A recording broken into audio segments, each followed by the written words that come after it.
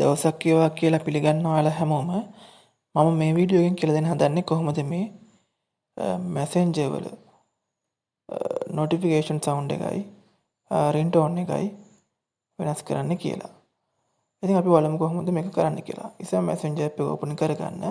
ඊට පස්සේ වම් පැත්තේ ඉහළම තියෙන ප්‍රොෆයිල් අයිකන් එක. එතන ටච් කරලා ඔයා යන්න notification and sounds කියන එකට.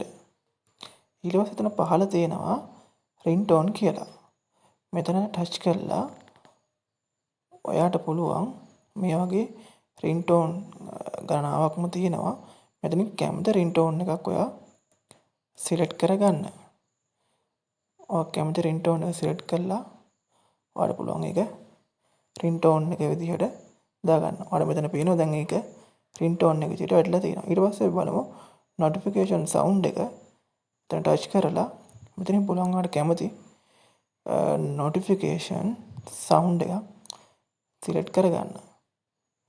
ඉතින් මම මේ වගේ sound එකක් hello කියන sound එක සිලෙක්ට් කරගත්තා. ඔයාලට පේනවා දැන් notification sound එකත් මෙතන වැටලා තියෙනවා. ඉතින් ඔයාලත් මේක try කරලා බලන්න. අනිවාර්යයෙන්ම ඔයාලට වැඩ කරයි.